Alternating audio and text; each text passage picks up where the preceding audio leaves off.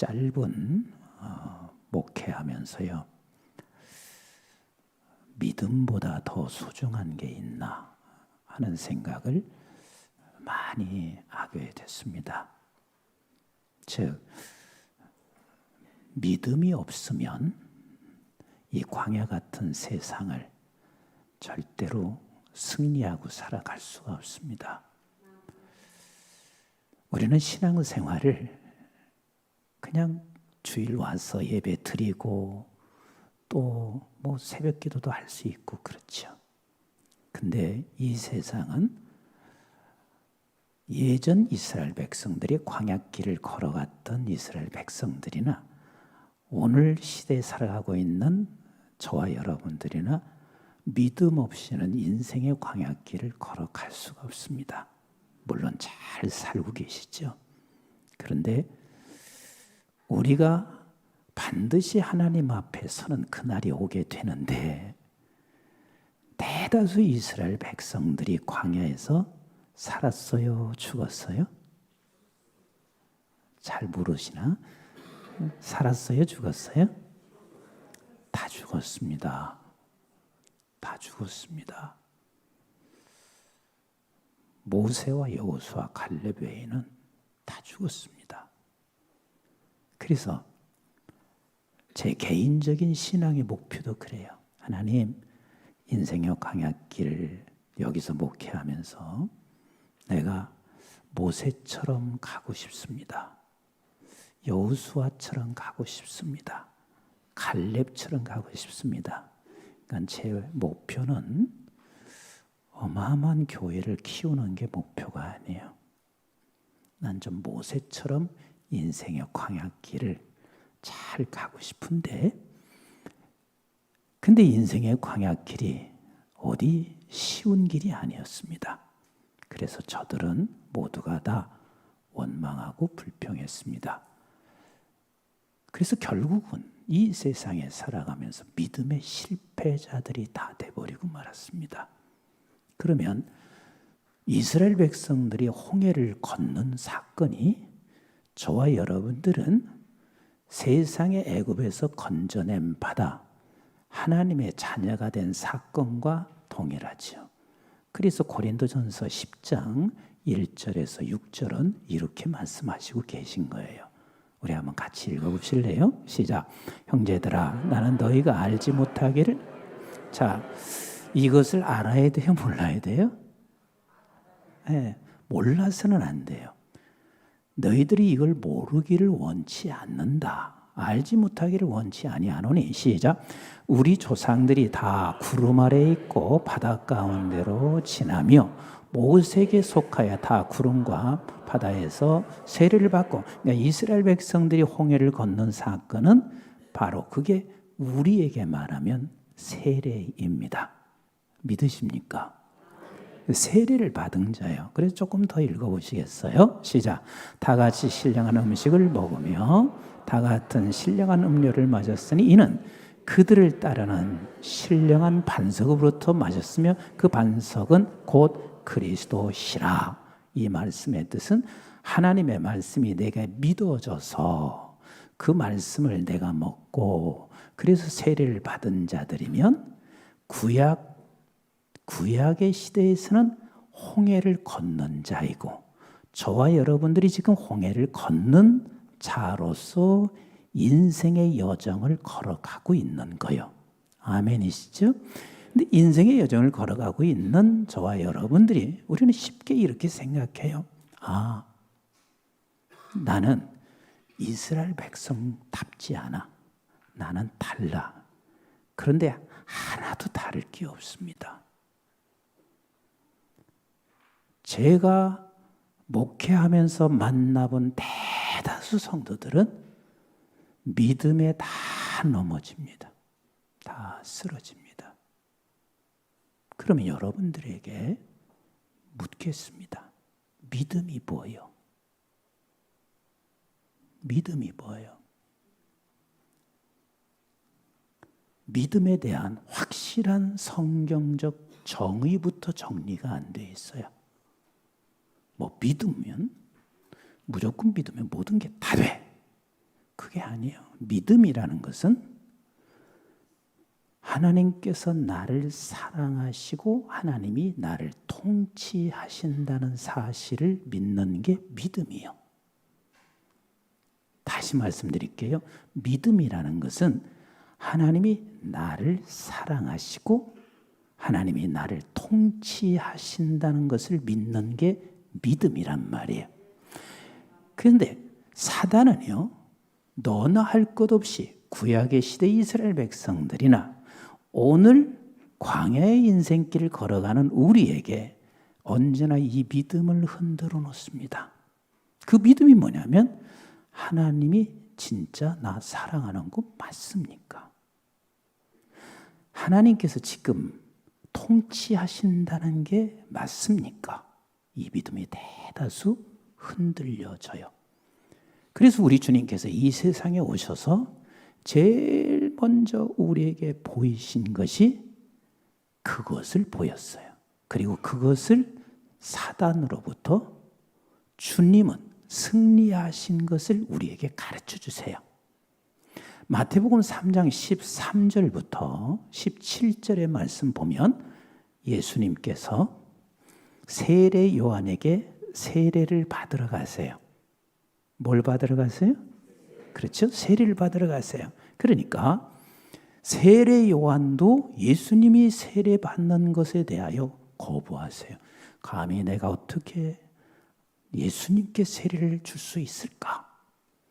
그러니까 사람들은 다 이렇게 생각해요. 아, 예수님은 매우 겸손하셔서 세례를 세례 요한에게서 받는구나.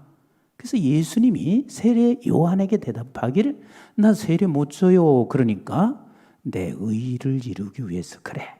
근데 그 의의를 이루기 위해서 그렇다 하는 이 말의 뜻을 잘 이해를 못 하셔.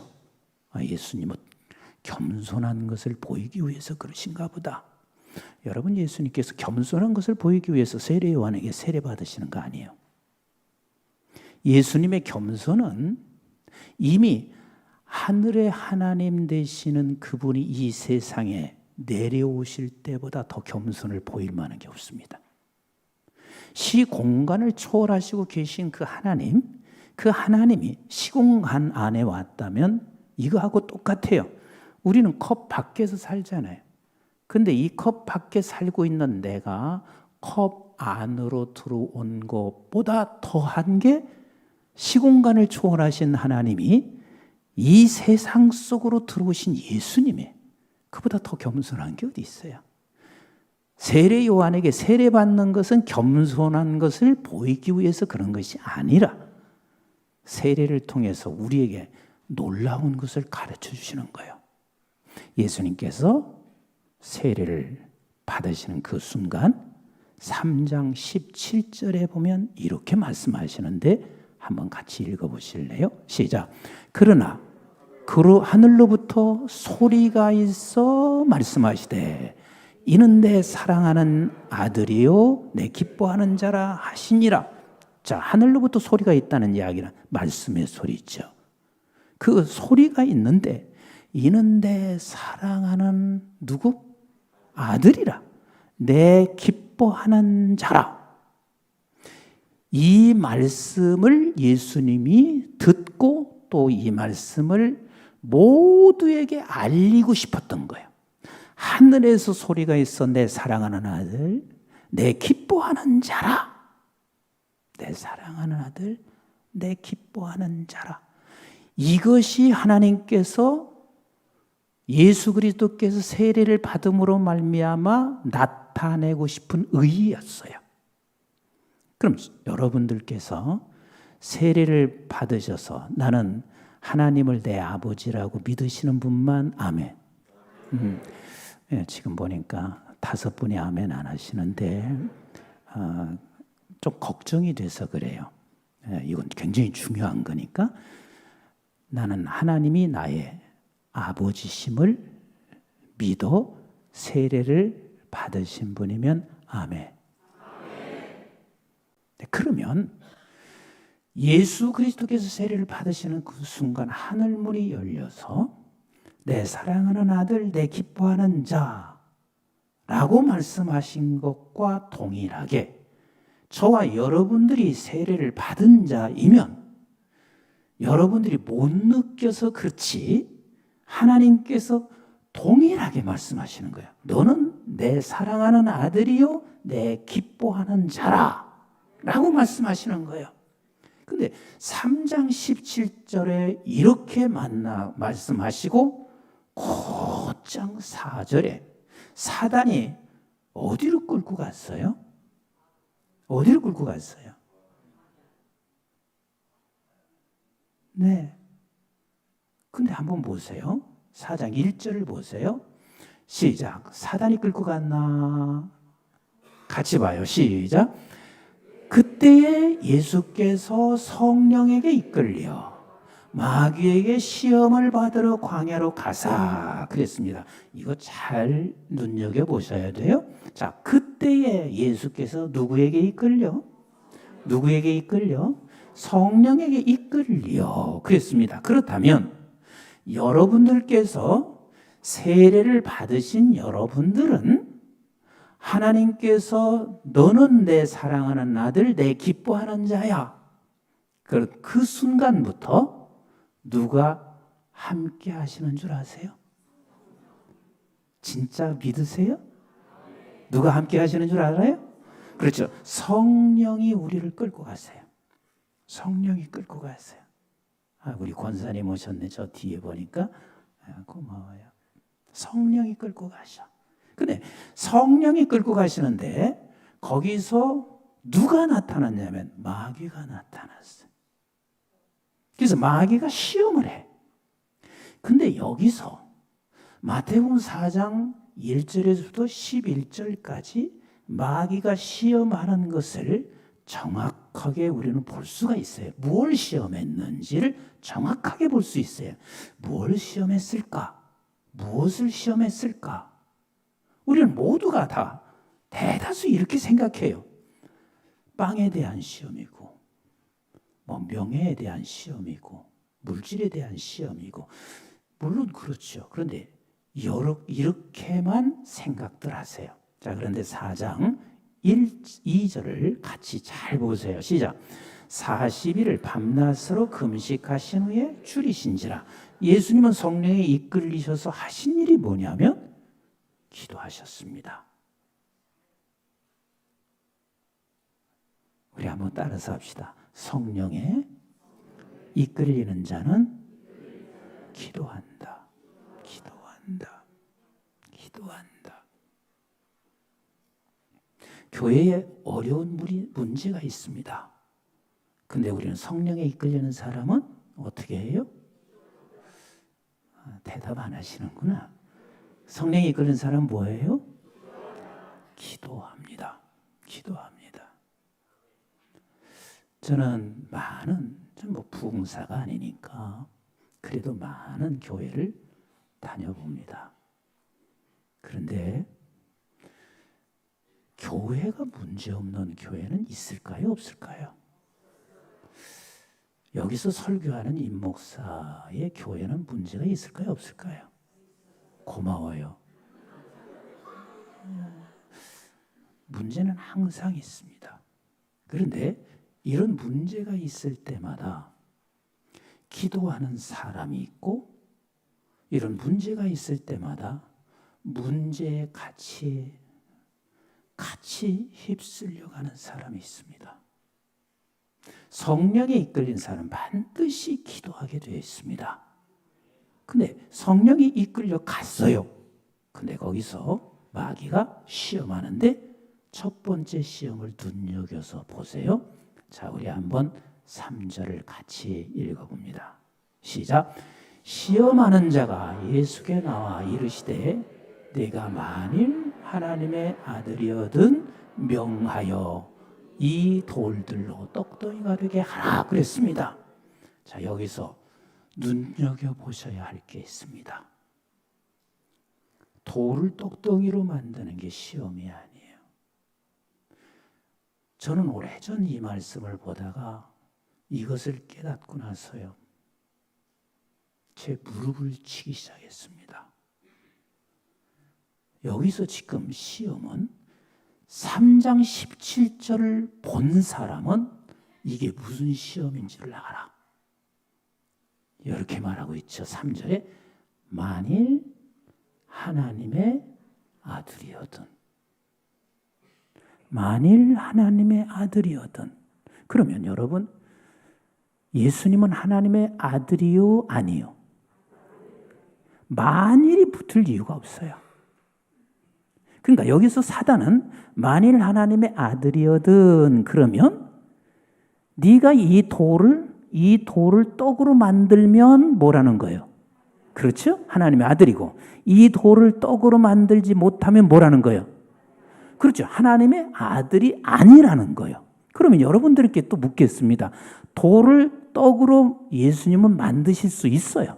근데 돌을 떡으로 만들든 돌을 떡으로 만들지 않든 하나님의 아들이 변할 수 있어요? 없어요? 없죠. 절대로 변할 수 없어요. 그런데 사단은 교묘하게 우리에게 접근해요. 얘야, 이걸 못하면서 네가 하나님 아들인가? 내 기도를 응답하지 않는데 하나님 아들 맞나? 자꾸 이것을 마귀는 시험을 해요.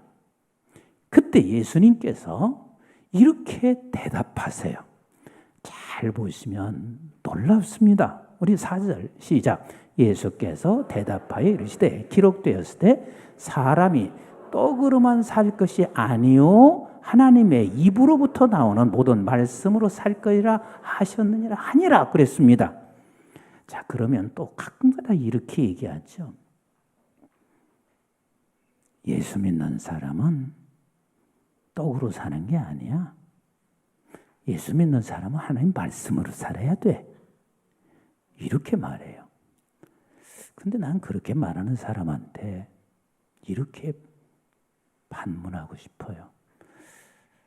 나는 떡 없이 못 살아. 나는 오늘도 세 끼를 먹어야 살아요. 그리고 나이가 조금씩 들어가면서요. 밥 한 끼의 힘이 얼마나 소중한 걸 알아요. 나는 밥 먹지 못하고는 설 수가 없어요. 그러니까 예수 믿는 사람이 떡을 하지 않게 여겨. 아니, 중요합니다. 매우 중요합니다. 그래서 이 중요한 떡을 하나님께서는 반드시 주시마 약속하셨어요. 그래서 염려하지 말라 그러신 거 아니에요. 야, 날아가는 새를 봐라. 참새도 내가 먹이겠다. 저 들의 백합화를 봐라. 그 백합화도 살린다. 그러니까 하나님은 반드시 떡을 주시기로 약속하세요. 나는 이것을 확신하는 사람이에요. 진짜 확신하는 사람이에요. 제가 시간이 되면 조금 이야기할지는 모르겠지만 독일에 83년도에 독일로 제가 유학을 갔어요. 근데 그때 당시만 해도 지금처럼 유학 않잖아요. 지금이야 그게 무슨 유학인가 싶을 정도로 그냥 버뜩하면 한국에 들어오고 카톡으로 해서 전화하고 그러는데 그 당시만 해도요. 1년에 제가 3번, 4번밖에 전화 못해요. 아버님, 어머님 생신 때, 명절 때. 전화할 돈이 없어요. 온다는 건 상상할 수 없어요. 근데요. 먹을 거리가 없게 됐어요. 근데 학교 전체야 한국 학생이 8명이었었는데 누구에게 가서 좀 빌려달라 할 수가 없어요. 또 빌린 돈 갚을 길도 없어요. 그래서 제가 문을 걸어 잠고요. 차라리 굶어서 죽기보다는 금식 가다 죽겠다 결심을 했어요. 그리고 문을 걸어 잠고 금식하기 시작했습니다. 왜? 당장 살아갈 길이 없는 거예요. 또 학생에게 아르바이트 할 수 있는 법으로 그렇게 허락을 하지 않았어요. 그래서 문을 걸어 잠고 기도를 하는데요. 얼마나 애절하겠어요. 여러분, 금식하는 것과 아무것도 없어서 금식 기도하는 것과는 또 차이가 있어요. 근데 3일이 지났을 때 흰 봉투 하나가 기숙사 문으로 들어와 있는 것을 봤어요. 아, 큰일 났구나. 기숙사비를 내라고 지금 이 계산서를 보냈구나. 그 생각을 한 거예요. 근데 딱 열어보니까 지금은 유로를 쓰지만 그 당시에는 마르크를 썼는데 150마르크가 들어있어요. 근데 제가 그때 놀란 게 있습니다. 어떻게 150마르크를 넣었지? 아무런 메모장도 없고 누가 넣었는지 지금도 몰라요. 근데 150마르크를 어떻게 넣었지? 왜냐하면 제가 150마르크를 가져야 한 달을 꼭 살아가요. 그러니까 한 달 살 수 있는 것이 그때 들어와 있는데 저는 그때 이후로 단 한 번도 먹고 사는 것을 걱정해 본 적이 없어요. 150마르크를 얻은 게 아니라 하나님이 인생을 책임져 주시는 것을 나는 믿어졌어요. 진짜 그랬어요. 그래서 유럽에서 독일에서 3년, 영국에서 4년 동안 머물러 7년 있는 동안 한국에서 돈 한 푼 안 갖고 하나님께서 7년 동안 먹여주고 공부할 수 있게 하시는 하나님을 나는 그때 경험을 한 거예요. 단 한 번도 그 이후로는 먹을 거 걱정하지 않아요. 아, 당신이야 지금 뭘 걱정할 게 있냐? 아니요. 사람은 지금 가지고 있다 해도 한순간에 무너질 수 있어요. 근데 무너진다 해도 나는 먹는 문제는 하나님이 책임져 주신다는 사실을 나는 알아요.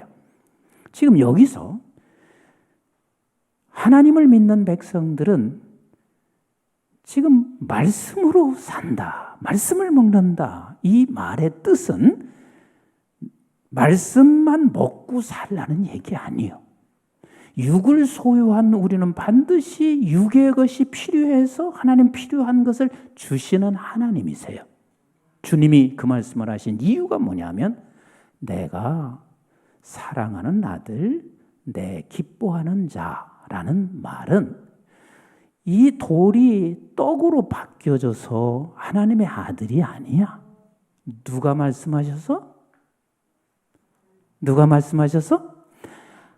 하늘에서 하늘문이 열리고 하나님이 말씀하셨기 때문에 나는 그 말씀을 믿는다는 거예요. 아멘이신가요? 그래서 나는 말씀하신 것은 나는 말씀을 먹었다 하는 이 말은 하나님이 나를 사랑하시는 아들이라는 사실을 내가 먹었다. 그래서 오늘날 동일하게 우리에게도 동일한 거예요. 내가 떡이 있거나 없거나 우리에게는 하나님께서 너는 내 사랑하는 아들이야. 이런 거 아멘을 참 안 하면 손해거든요. 너는 사랑하는 아들이야. 내 기뻐하는 자야. 이것을 말씀으로 먹는데요. 저는 하나님의 음성을 종종 듣습니다. 근데 그 하나님의 음성은 귀로 들려지지 않습니다. 귀로 들려지는 것은 여러분 조심할 필요가 있습니다. 마음의 귀로 듣습니다. 마음의 귀로. 그래서 마음판에 새겨져요. 마음판에 새겨져요. 그게 지금 주님께서 말씀하신 건 난 말씀을 먹었다. 말씀을 먹고 산다 하는 이 말은 말씀이 그렇게 한 것을 내가 믿는다 그 말이에요. 그러니까 사단은 예수님도 시험하셨는데 우리는 시험하지 않을 것 같지만 아니 우리도 동일하게 시험합니다. 이것을 하면 너는 너희 아들이 대학에 들어가면 너는 하나님이 사랑하는 자고 너희 딸이 이 일을 이루면 너는 사랑하는 아들이고 자녀이고 기뻐하는 자고 우리는 그것에 마귀에게 넘어갈 때가 많이 있습니다. 우리는 어떤 경우도 하나님이 말씀하셨습니다. 하나님이 내게 말씀하셨습니다. 뭘 말씀하셨냐면 너는 내 사랑하는 자녀. 아들이라고 하니까 여자들이 조금 기분 나쁠 것 같아서 그냥 자녀라고 합시다. 너는 내 사랑하는 자녀, 내 기뻐하는 자. 아멘이신가요? 사단이 여기서 끝나지 않아요. 여기서 끝나지 않고 그래? 말씀이 그렇게 했으니까 당신이 그걸 믿는다. 그래서 이렇게 도전을 하는 거예요. 우리 그 다음 읽어보실까요? 5절 시작. 이에 마귀가 예수를 거룩한 성으로 데려가 성전 꼭대기에 세우고 자 어디에 세웠어요? 성전 꼭대기에 세우고 그 다음에 사단이 말씀을 싹 끌어와. 말씀을 싹 끌어와. 한번 보실까요? 시작. 이르되 네가 만일 하나님의 아들이어든 뛰어내리라. 기록되었으되 그가 너를 위하여 그의 사자들을 명하시리니 그들이 손으로 너를 받들어 발에 돌이 부딪히지 않게 하리로다 하였느니라. 그러니까 나는 말씀을 먹고 살아. 말씀이 하나님께서 사랑하는 자녀, 하나님이 기뻐하는 자. 그래서 나는 그 말씀을 먹고 그 말씀을 믿고 살아. 그러니까 말씀을 싹 끌어다가 기록되었으되 성전 꼭대기에서 뛰어내려 봐라. 내가 하나님의 아들이라면 만일 하나님의 아들이라면 돌에 부딪히지 않아. 이걸 시험하는 거예요. 이게 무슨 소리예요? 우리는 수없이 이래서 넘어가죠. 부르짖어 기도해봐라. 반드시 응답한다. 목사님들께서 수없이 단에서 설교하지만 우리는 이렇게 들어지기 시작합니다. 나는 잘 안 믿어져. 나는 잘 안 믿어져. 내가 그토록 기도하고 내가 그토록 헌신해 보았지만 나에게 주어진 결과는 어찌 말씀대로 나에게 좋은 결과를 주어지지 않나 하면서 흔들려지기 시작합니다. 그래서 늘 만일 하나님의 아들이거든 결국은 이것도 하나님의 아들이냐는 시험이요. 이해가 되시나요? 1번도 하나님의 아들이냐는 시험이고 두 번째도 하나님의 아들이라는 시험인 거예요. 그러니까 이 세상을 살아가면서 우리는 이런저런 일들을 수없이 맞닥뜨리게 되는데 그때마다 사단은 우리에게 찾아와서 무엇을 시험하냐면 하나님의 아들이냐? 네가 사랑받는 하나님의 아들이냐? 네가 하나님이 기뻐하시는 아들이냐? 자녀냐? 이걸 시험한다 그 말이에요. 이해가 여기까지 되시나요? 그랬더니 예수님께서 이렇게 말씀하시는 거예요. 우리 그 다음을 읽어볼까요? 시작. 예수께서 이르시되 또 기록되었으되 주 너의 하나님을 시험하지 말라 하였느니라 하시니라. 그러니까 예수님이 말씀하시기를 하나님은 시험의 대상이 아니에요. 그 시험의 대상이 아니라는 말은 내가 하나님의 사랑받는 자녀인가? 하나님이 기뻐하는 자인가에 대한 시험의 대상이 아니야. 어떤 상황을 만난다 할지라도 나는 하나님이 사랑하는 자녀야. 어떤 상황을 만난다 할지라도 나는 하나님이 기뻐하는 자야.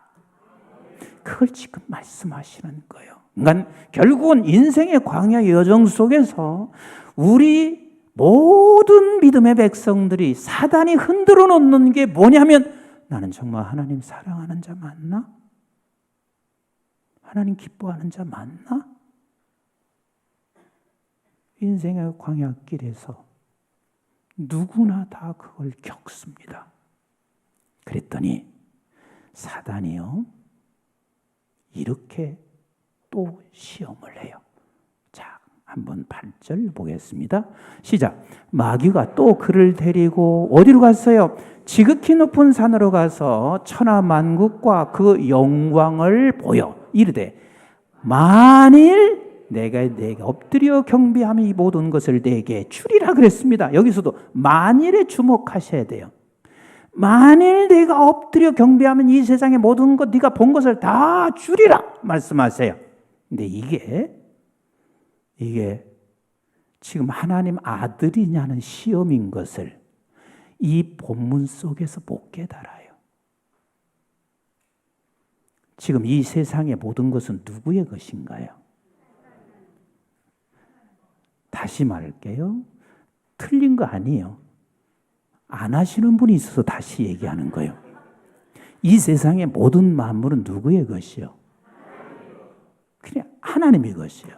그러면 하나님의 것이면 이 세상의 모든 만물은 곧 누구의 것이에요? 맞습니다. 아들의 것입니다. 아들의 것이에요. 그러니까 여기서도 지금 사단은 하나님의 아들이냐는 시험인 거예요. 그러니까 1번도 하나님의 아들이냐는 시험이고 2번도 하나님이 사랑받는 자녀냐는 시험이고 3번도 하나님의 자녀냐는 시험인 거예요.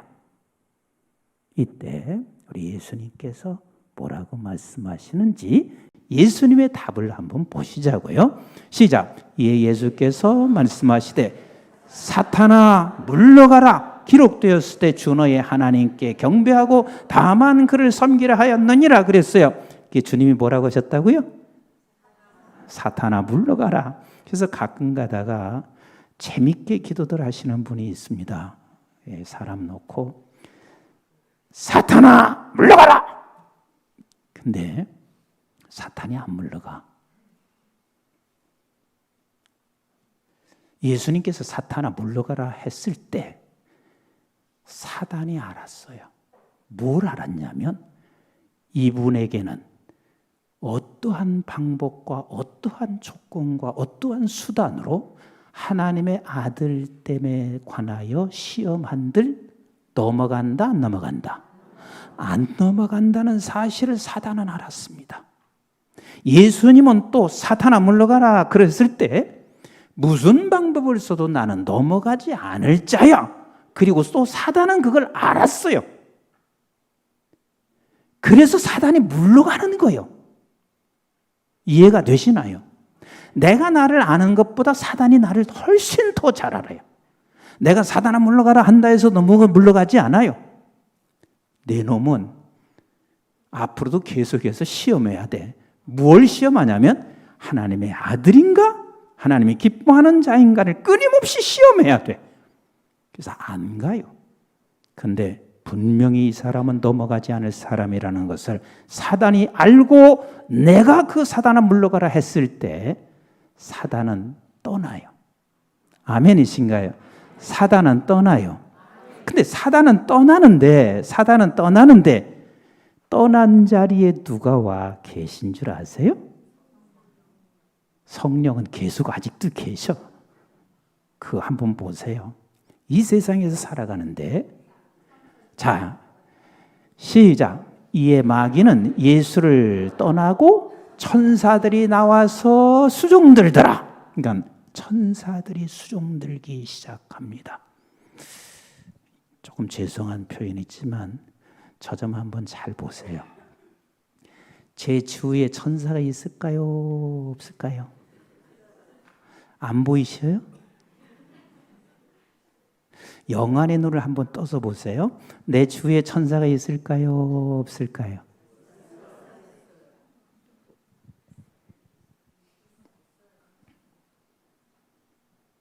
네, 여러분들이 안 보여서 말씀 안 하셔도 천사가 수종들지 않으면 여기까지 올 수 없습니다.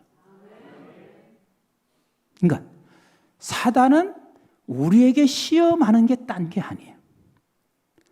하나님의 사랑 그리고 하나님이 기뻐하는 자 이것을 늘 시험하고 그리고 사단은 떠나고 천사가 와서 수종듭니다. 그리고 예수님께서 그 다음부터 뭐 한 줄 아세요? 이 땅에서 주의 복음을 전파하며 사역을 시작하십니다. 그럼 예수님이 사역을 시작할 때 고통이 있다 없었다? 수없이 고통이 있었습니다. 그런데 이 고통은 그냥 우리에게 주어지는 이 고통은 그냥 테스트하는 거예요. 왜? 이 테스트를 거쳐서 너를 이 세상에 가장 예수를 닮은 자로 세워가기 위하여 하나님께서 그걸 하실 뿐이지 템테이션은 아니에요. 마귀가 우리를 유혹하는 거 아니에요. 마귀의 유혹은 하나님의 사랑하는 아들인 것을 끊는 게 그들이 가지고 있는 목표예요. 나는 우리 아름다운 교회가 이 시험은 모두가 다 통과되신 줄로 믿습니다. 그리고 통과된 자들로 살기를 주의 이름으로 축복합니다. 아멘이신가요? 아멘이신가요? 결국은 사단은 언제나 이 시험을 누구에게든 합니다. 제가 저희 어머님께서 얼마 전에 하늘나라에 가셨습니다. 근데 초등학교 5학년 때 저는 그저 세브란스 병원에서 더 이상 치료할 수 없는 사망 진단을 받고 그리고 집으로 와서 이제 죽을 날을 기다리고 있었어요. 근데 저희 할아버님은 굉장히 그 유교에 많이 깊이 빠져 있었던 분이신데 이분이 그런 걸 좋아하시는 분 아니에요. 아들 하나밖에 없는 손주인데 살려내야 되는 거예요. 그래서 본인이 어디선가 듣고 굉장히 유능한 점쟁이가 있단다. 그래서 마지막 한번 여기에 소망을 걸어보자. 이 얘기를 그냥 죽어가는 내 귀에도 들렸습니다. 그러니까 그 자리에서 어머니가 벌떡 일어나시면서 아버님 그 짓은 못합니다. 그랬어요. 저희 할아버지는 동네에서 3대 호랑이로 들어가는 사람이 무서운 분이에요. 그 짓은 못한다 그러니까 본인에게는 내가 말하는 것을 그 짓으로 들으시니까 집안이 벌컥 뒤집혔습니다. 사람 송장 같은 나를 놓고 집안이 벌컥 뒤집혔어요. 그리고 어머님께서 장로님 집으로 달려갔습니다. 장로님께 우리 집 와서 예배 좀 드려주세요. 그때 목사가 공석이었어요. 그러니까 장로님이 하시는 말씀이 그랬대요. 그 집은 못 갑니다. 그랬어요. 그 어르신 무서워서 못 갑니다. 어머니가 막 우시면서 얘기하니까 장로님 혼자 못 오니까 교인이 그 당시 한 150명 정도 됐는데 반절을 불러서 온 거예요. 그래가지고 집안이 그냥 꽉 그냥 문을 이렇게 밀창문이었는데 다 뜯고 거기서 앉아서 예배를 드리고 아래 사랑채에서는 난리가 났습니다. 위에서는 예배 드리고 근데 세상에 6개월 만에 그날 평안히 제가 잠을 잤습니다. 그러니까 어머니가 얼마나 기뻐요. 또 가서 장로님께 요청을 했습니다. 그래서 장로님이 또 교인들을 데리고 와서 예배를 2번째 드리고 난 후에 제가 회복이 되기 시작해서 지금 보실 때 멀쩡하잖아요. 건강을 완전히 회복됐습니다. 근데 그때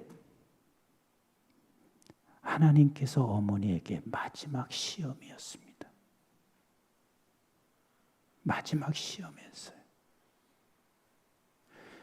왜 제가 이야기를 하냐면 그 후로는 가만히 가만히 보니까 이분이 고통이 없는 게 아니에요. 시련이 없는 게 아니에요.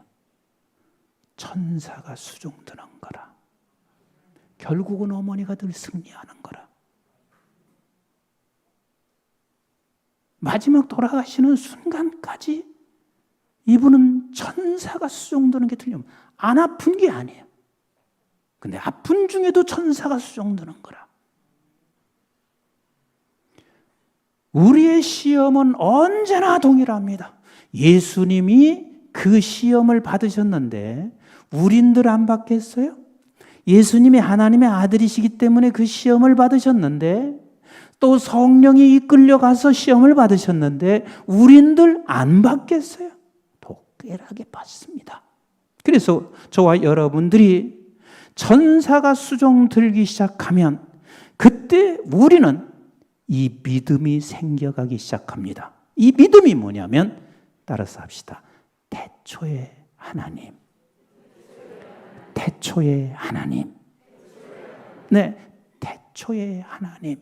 그러면 태초에 제가 창세기 1장 1절을 확실하게 믿으면 계시록까지 다 믿어져요. 계시록까지. 태초의 하나님, 태초의 하나님, 태초의 하나님이 천지를 창조하셨다. 그 태초의 하나님, 태초라고 하는 말은 너무 좀 죄송합니다. 무레슈토라고 하는 말인데 레슈트에 부라는 전치사를 붙이게 되면 시간의 시작이라는 거예요. 그래서 하나님께서 이 세상의 모든 것을 창조하실 때 하나님이 시간의 시작이라 하는 말은 창조의 세계 속에 시간이 있어요. 그 시간 속에 하나님이 들어오셨다는 거예요. 이해가 되시나요?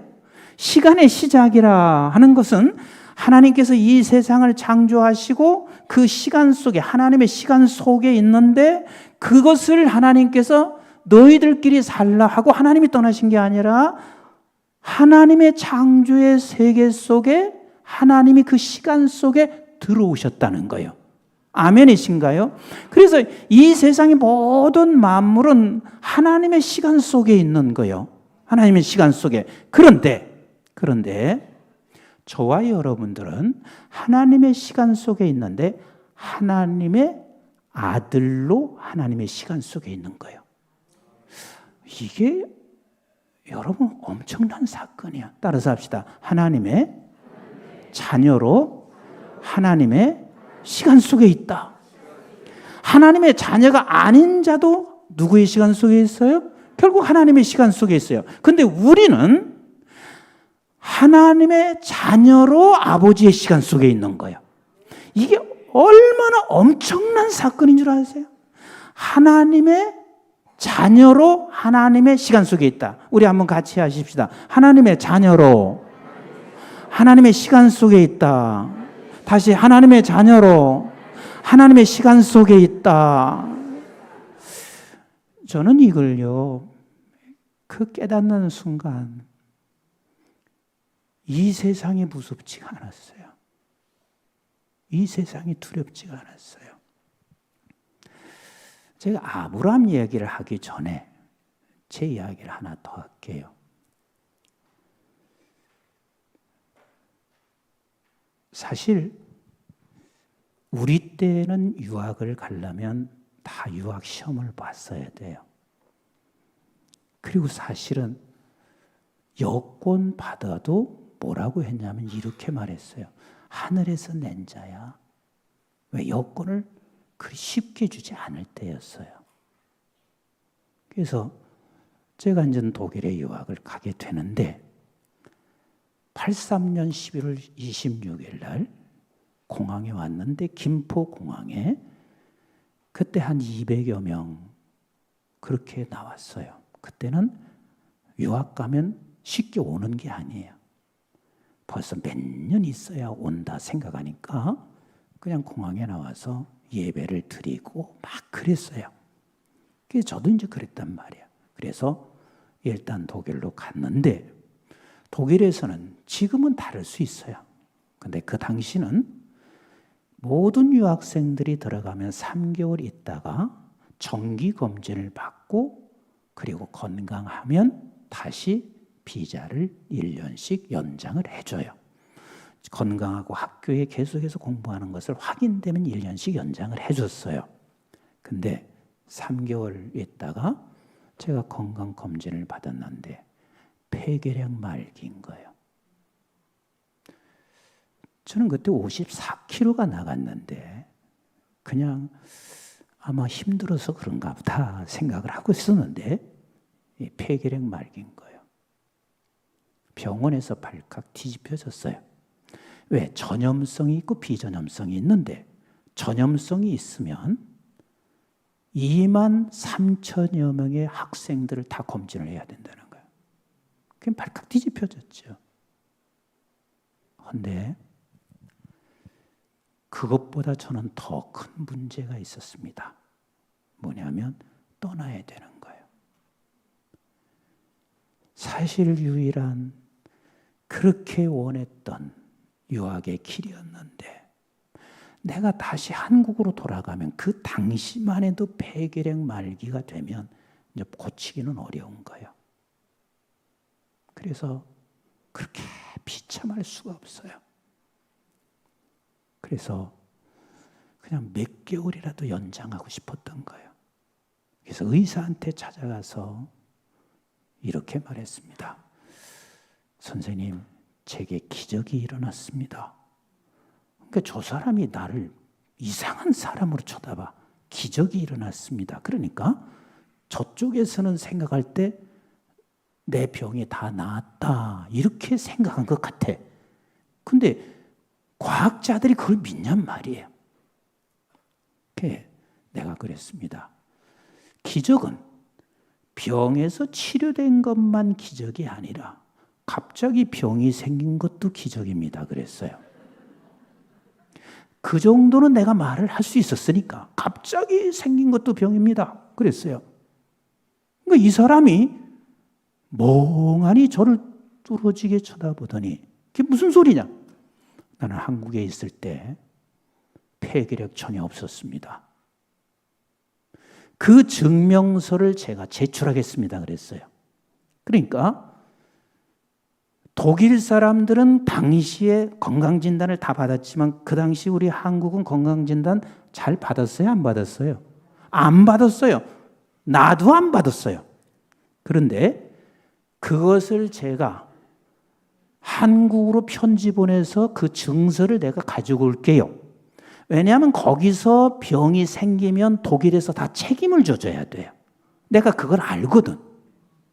그래서 그때 편지를 보내고 거기서 서류를 떼어오려면 적어도 한 달을 걸립니다. 그랬어요. 그러니까 한 달이라도 연장해서 있고 싶은 그 심정이 얼마나 간절했으면 그렇겠어요. 그래서 결국은 이분이 6개월을 저에게 비자 연장을 해줬어요.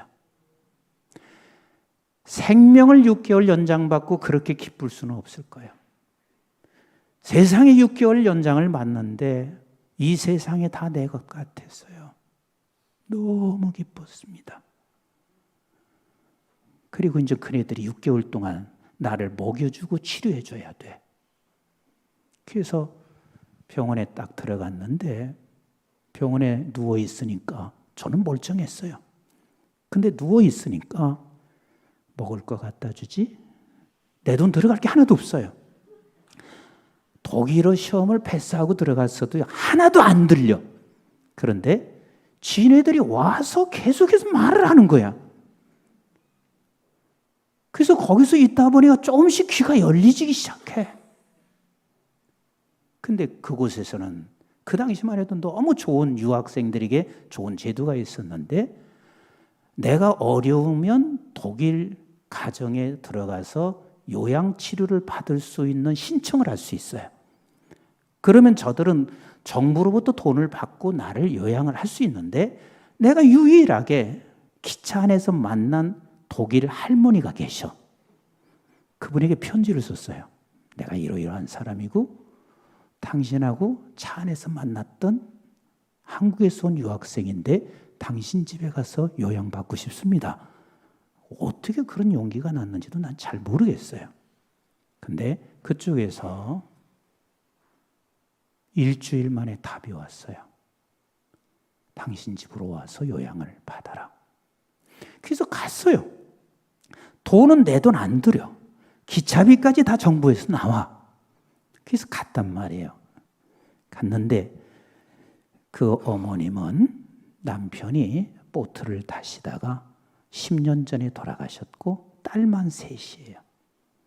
근데 다 시집을 보내고 둘째 딸이 독일어 국어 선생인데 류마티스 병에 걸려서 어머니 집에 와서 요양을 받고 있는 거예요. 제가 가니까 그때 제 나이가 20대거든요. 그러니까 그 사람들이 볼 때 얼마나 귀엽겠어요. 조그마한 데다가 참 귀엽지. 그리고 그냥 늘 어머니 무티하면서요. 그저 부엌에 가면 또 부엌에서 함께 설거지하고 그러니까 너무 이쁜 거야. 그 사람이 봤을 때는. 그래서 제가 2달 만에 그 집에서 나오는데 그 2달 만에 나올 때 폐결핵은 흔적만 남았어요. 예, 남의 일이니까 뭐 그렇지 뭐. 폐결핵은 흔적만 남았어요. 난 우리 목사님 이번 집회 끝나면 다 나을 거예요.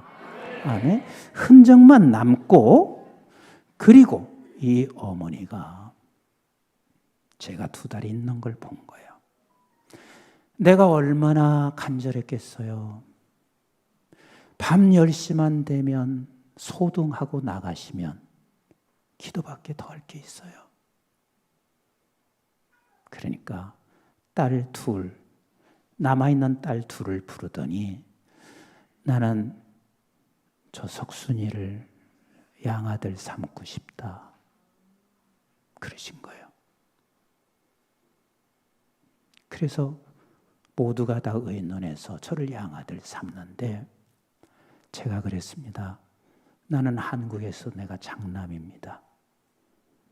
내가 적을 옮길 수는 없지만 평생 어머니로 제가 모시겠습니다. 그래서 3년간 그 어머니 집에서요.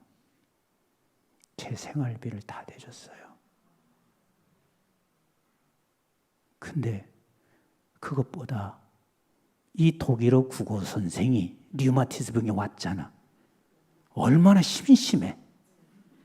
그래서 석순아, 내가 너 위해서 뭐 해줄까? 독일어 가르쳐 주세요. 너무 행복해하는 거예요. 그게 얼마나 가르쳐 줄까? 하루에 8시간 해주세요. 할 일이 없잖아요. 근데 네가 폐결핵이기 때문에 그렇게 무리해서는 안 돼. 그래서 저하고 타협해서 오전 3시간, 오후 3시간. 독일에서 개인 지도를 사는 것은 그때 삼성 회장의 조카도 같이 갔었어요. 그 조카도 그렇게 못해. 제가 왜 이야기하는 줄 아세요? 하나님의 시간 속에 있는 하나님의 아들, 딸들은요. 어떠한 상황을 만나든 하나님은 같이 합시다. 좋게 하신다.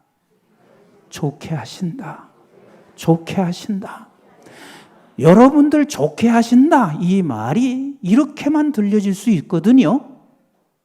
세상에 좋게 한다만 그럴 수 있습니다. 물론 세상도 좋게 하실 수 있는 하나님이세요. 그런데 분명한 사실은 하나님이 좋게 하시는 것은 뭐냐면 하나님의 아들이라는 사실에 대하여 이 믿음을 분명하게 갖고 그 하나님을 영원히 사랑하는 자리로 가게 하시는 하나님의 은혜가 있는 거예요. 이해가 되시나요? 하나님께서 아브라함을 불렀어요. 아브라함을 불렀을 때 아브라함이 여러분 쉽게 가는 길은 아니에요. 왜? 본토, 친척, 아비 집을 떠났습니다. 어디들 떠났어요? 본토, 친척, 아비 집을 떠났습니다. 이게 쉬운 게 아닙니다. 그럼 사람들은 그래요. 아브라함 믿음 대단하다. 대단하다. 대단한 거 하나도 없어요. 그 다음 일을 보면 아브라함이 믿음이 없다는 것을 확실하게 증명해줘요. 근데 아브라함이 본토 친척 아비집을 떠났다는 말은 나는 이렇게밖에 이해가 안 돼. 아버지 데라가 우상을 섬기는 사람이라. 그러니까 우상을 섬기는 사람 치고 조금 무서운 말하면 다 겁이 나. 제 손의 동서가 있어요. 근데 이 사람이 부자야. 굉장한 부자요. 근데 부자면 못해. 늘 누군가에 의해서 한 달 살아갈 점을 쳐. 어느 날 식사를 하는데 저기 임 박사 목사라고는 안 해. 꼭 그냥 임 박사 그래. 임 박사 이번 7월 한 달 동안 유럽 전체 식구들이 여행하기로 했는데 그래도 임 박사가 조언해 줄 것 좀 있으면 조언해 줘. 그래서 제가 식사하면서 꼭 이런 곳에는 가보세요 그랬단 말이에요. 그런데 9월이 됐는데 저를 만났는데 갔다 왔다는 얘기를 안 해. 그래서 왜? 거기 가서 재밌었어요? 그러니까 안 갔대. 그래서 왜 안 갔어요? 7월에 밖으로 나가면 안 된다고 점괘가 나온 거예요. 아니 이게 웃을 일이 아니라 이게 진짜 세상 사람들이 이렇다니까요. 그러니까 아브라함이 내 짐작이요 이것은 아마 꿈을 꿨든지 아버지가 꿈을 꿨든지 안 떠나면 너 죽어. 이래서 겁이 나서 떠났을 것이 틀림없어요. 왜? 그 다음 장면을 보면 확실하게 증명이 돼. 자, 떠났는데 뭐가 없어요? 뭐가 없어요? 먹을 게 없어요. 흉년 들었단 말이에요. 그러니까 애굽으로 내려갔어요. 애굽으로 내려가서 결국은 누구를 뺏겼어요? 누구를 뺏겼어요?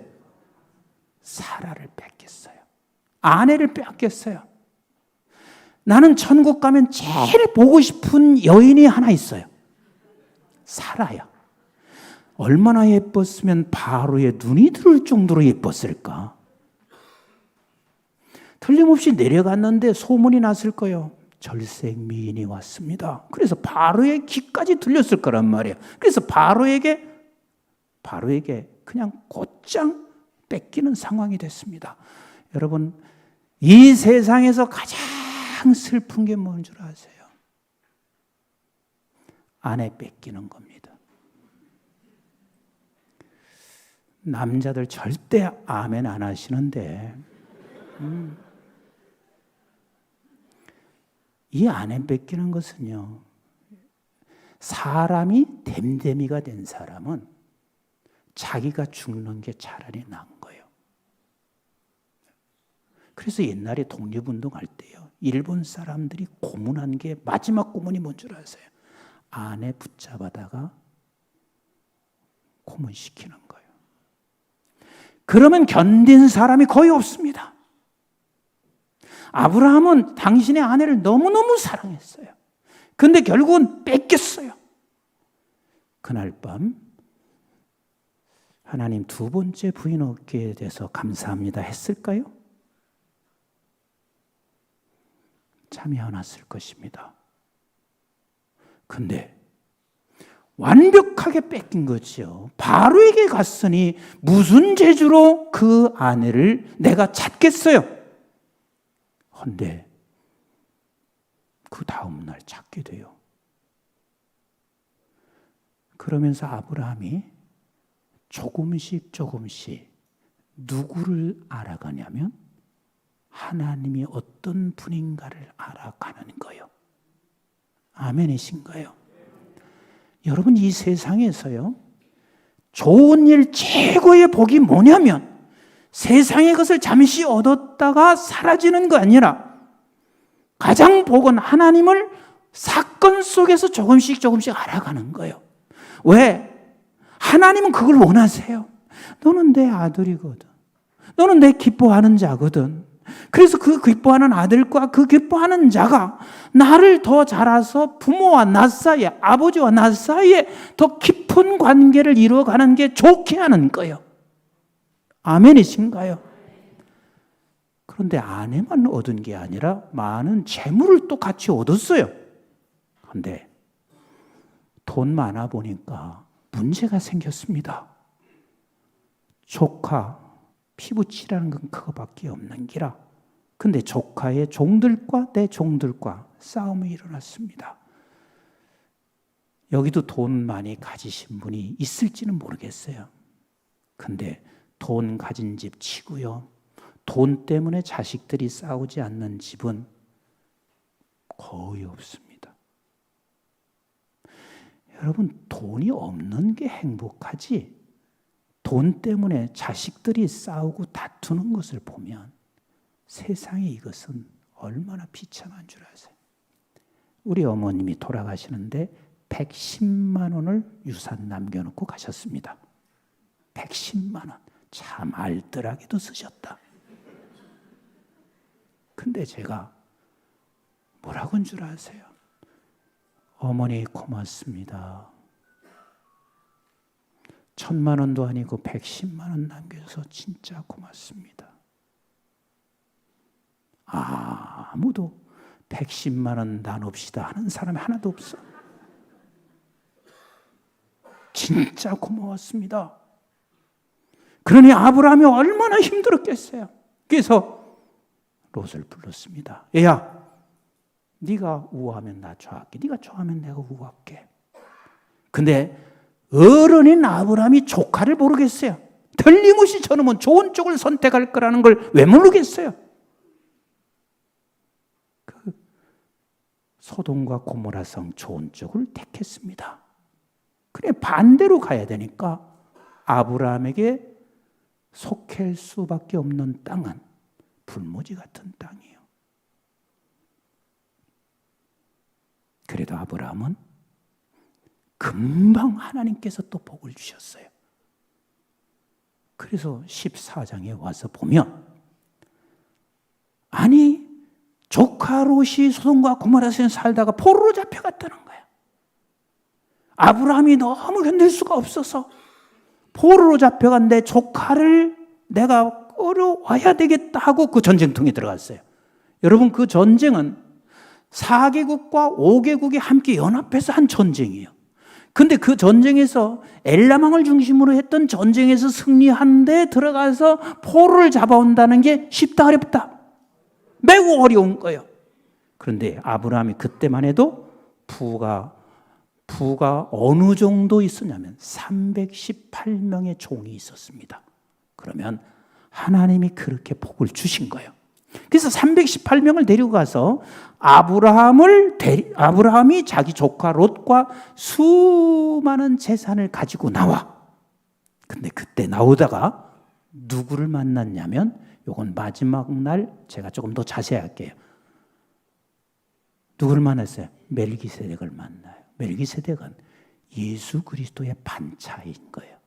다시 말하면 예수님을 만난 거라. 자, 그러다가 15장에서 하나님께서 언약도 하셔. 16장에 가서 언약을 파괴해. 또 17장에 가서 할례를 통해서 또 언약을 주셔. 그리고 18장에 가서 아브라함에게 엄청난 소리를 하시는 거예요. 야, 소돔과 고모라 성을 망한다. 아브라함 믿겨지지 않았어요. 여러분, 하나님께서 분당 빼놓고 저기 강남은 다 망한다, 그 쉽게 받아들여지겠어요? 안 받아들이지요. 그래서 아브라함이 하나님께 기도해요. 하물은 하나님, 그래도 의인이 있을 텐데 어떻게 하나님이 망하게 할 수 있어요? 받아들이지 않죠. 근데 결국은 하나님께서 19장에 가서 소돔과 고모라 성이 무너지는 그 순간, 생각이 있는 하나님의 아들이라면 그때 엄청난 것을 깨닫죠. 아하, 세상 것은 이렇게 무너지는구나. 이걸 깨닫지 못하면 그건 세상 사람이요. 하나님의 시간에, 하나님의 아들로서 하나님의 시간에 있는 사람들에게는 그 무너지는 모습을 보고 깨달아가기 시작합니다. 여러분, 지금 제가 머리가 있어요? 적어요? 그럼 옛날에도 이렇게 머리가 없었겠어요? 많았겠어요? 옛날에 무성했어요. 세상의 모든 것들은 이렇게 무너지는 거예요. 쇠하는 거예요. 무너지고 쇠하는 거예요. 이게 세상의 것이라. 아브라함은 그것을 깨달았습니다. 소돔과 고모라 성이 멸망할 때 하나님께서는요, 아브라함에게 주목하시는 거예요. 아브라함아, 봐라. 봐라. 저렇게 무너지는 걸 봐라. 아브라함에게 주목하는 거예요. 왜 아브라함에게 주목하냐면 하나님의 시간 속에 있는 아들이거든요. 하나님의 시간 속에 있는 아들이거든요. 그래서 봐라. 그때 아브라함은 어마어마한 것을 깨달았을 거예요. 그리고 나서 20장의 아들을 약속하시고 그리고 21장의 아들을 얻었는데 하나님께서 아들을 바치라고 하는 그 순간 아브라함이 기꺼이 드리고 있습니다. 근데 그 기꺼이 드리고 있는 이유가 뭔 줄 아세요? 따라서 합시다. 아브라함은 하나님 아버지를 얻었는데 충만했다. 하나님으로 충만했습니다. 그러니까 하나님의 시간 속에 있는 하나님의 아들을 어디로 끌고 가시냐면 석순아, 하나님으로 충만해져라. 아름다운 교회 성도들아, 하나님으로 충만해져라. 우리는 모두 누구나 할 것 없이 아브라함과 같습니다. 그런데 하나님께서 우리는 끌고 가서 하나님으로 충만해지기를 원하시는 거예요. 그 하나님으로 충만해졌을 때 그는 세상이 두렵지 않아요. 세상이 두렵지 않아요. 하나님으로 충만해졌다 하는 말은 나는 진 하나님의 아들로 하나님의 기뻐하는 자로 충만해진 것이고, 그래서 나는 하나님을 더 이상 사랑할 그 어떤 것도 존재하지 않죠.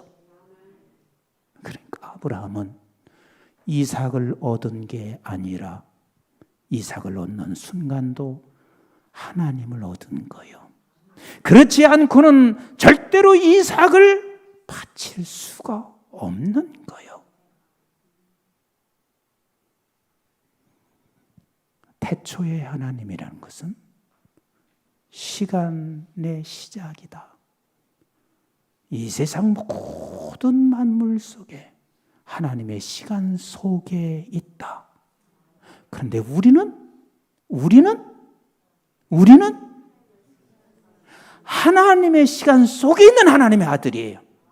하나님의 아들로 하나님의 시간 속에 있어요. 믿으시면 아멘. 이 믿음을 하나님께서 주시라. 네가 사단으로부터 이기고 그리고 너는 더 하나 나아가서 온 세상이 아버지의 시간 안에 있는데 나는 하나님의 시간 속에 하나님의 아들로 하나님의 시간 속에 있는다. 여러분, 이것이 믿어지잖아요. 세상이 그렇게 행복할 수 없습니다. 나는 교회가 수가 많아져서 행복해 본 적도 있습니다. 그런데 그 행복은 불과 한두 주밖에 안 가. 더 수가 더 필요해. 그런데 하나님의 시간 속에 하나님의 아들로 있다는 사실에 대하여 그 믿음이 충만한 것만큼 제게 행복한 거예요. 제게 행복한 거예요. 아멘이신가요? 아멘이신가요? 근데 여러분들이 꼭 기억하세요. 아브라함이 굶은 적 있어요? 굶은 적 있어요? 없습니다. 하나님은 언제나 우리를 그 부분은 책임져 주신 우리 하나님이세요. 걱정하지 마세요.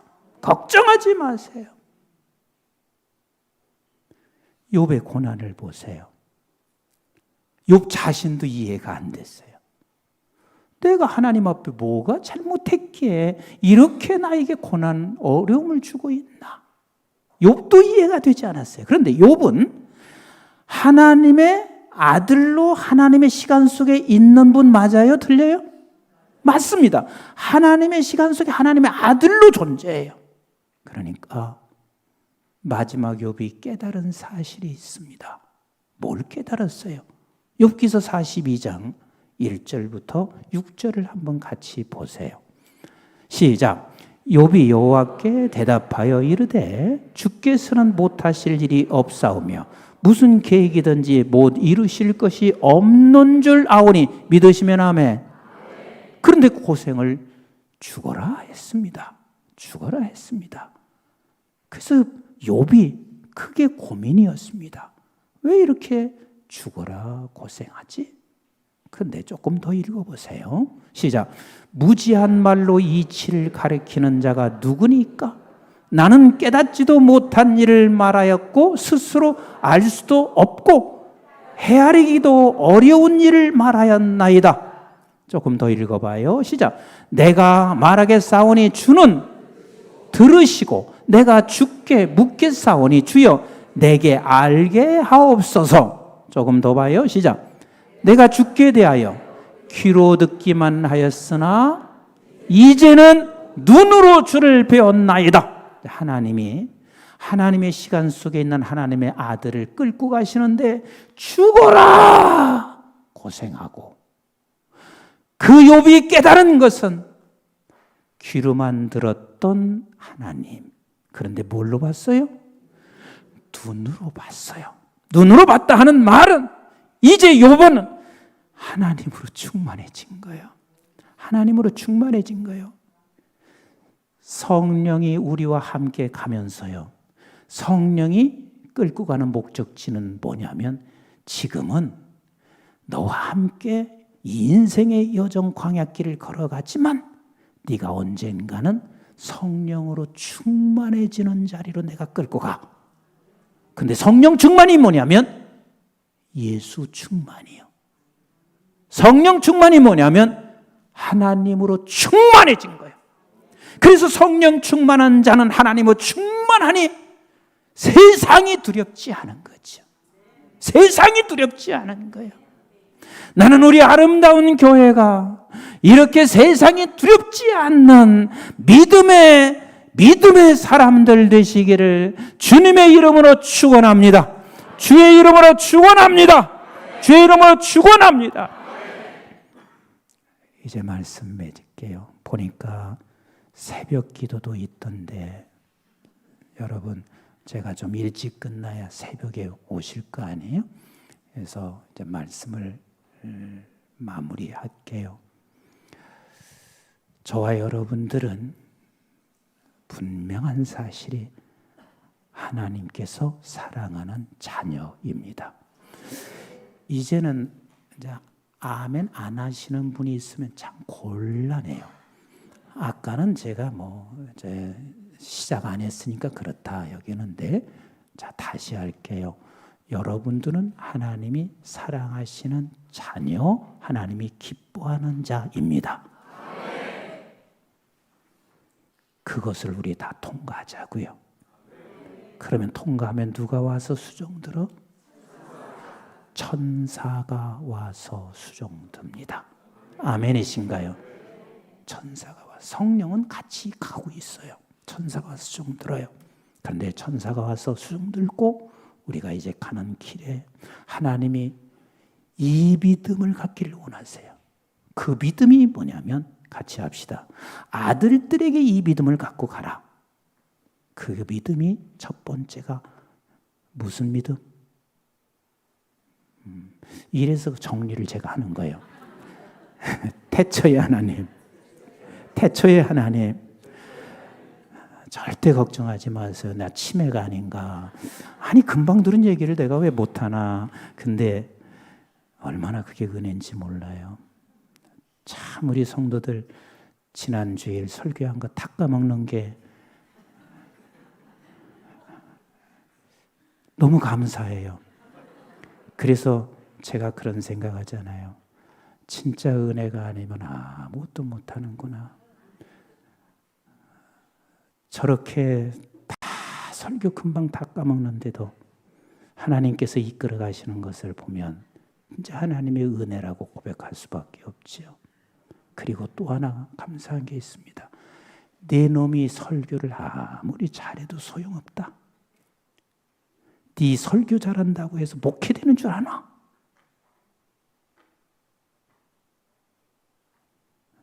네가 아무리 외쳐도 몇 번 반복해도 그 다음날 닦아먹는 거 봐라. 그러니까 내 놈이 설교 잘해서 목회하는 게 아니라 뭐요? 하나님의 은혜인 거예요. 하나님의 은혜인 거예요. 하나님이 사랑하는 자녀, 기뻐하는 자는 하나님께서 이 믿음으로 가기를 원한다. 태초의 하나님, 태초의 하나님. 아멘. 그 태초의 하나님은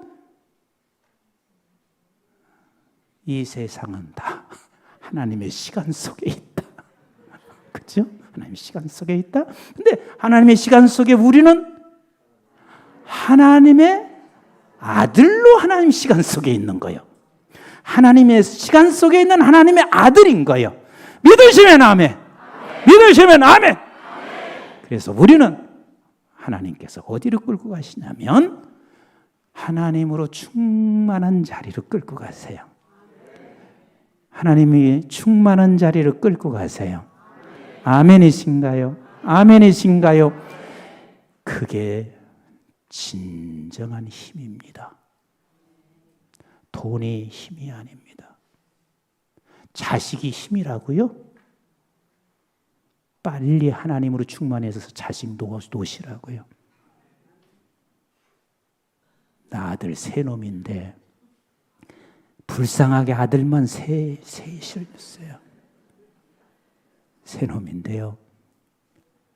세상적으로는 다 잘 됐어요. 의사에다가 카이스트에다가 변호사 한다고 공부하고 있고 다 잘 됐어요. 근데 하나님이 그 자식들 의지하지 않게 하는 게 너무 감사해요. 의지하지 않는다는 게 돈의 얘기가 아니에요. 하나님으로 조금씩 충만해지면 그냥 니네들이 예수 잘 믿어서 가면 그것으로 고마운 거지. 바랄 게 하나도 없어요. 아무것도 없어요.